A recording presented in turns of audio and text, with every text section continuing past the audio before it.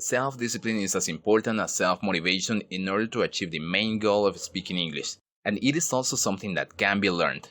Up to a certain point, it's normal to be undisciplined and not to do the difficult things we have to do, simply because it is easy not to be disciplined.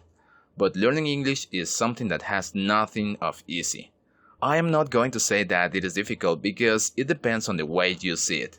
Also on the method you use to learn it. Because if it is a method that helps you acquire the language with interesting activities in which you rarely get bored, learning English will seem easy. But if you try to use a boring method, it will seem difficult.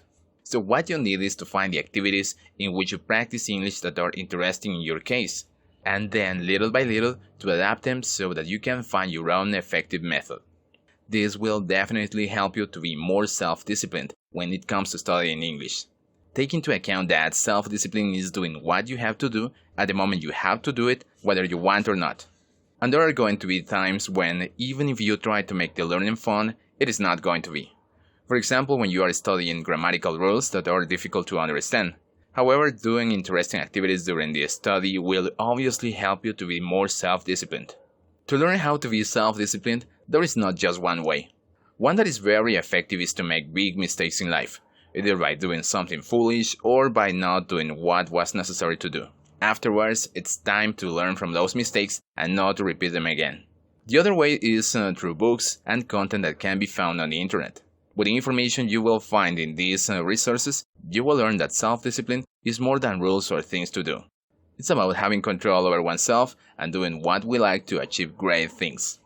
There are many resources that contain invaluable information to learn about self-discipline. There are books, audiobooks, videos, seminars, and lots of resources that can be found on the internet. The only thing you have to do is search on Google or YouTube, for example, self-discipline. Also, audiobook self-discipline.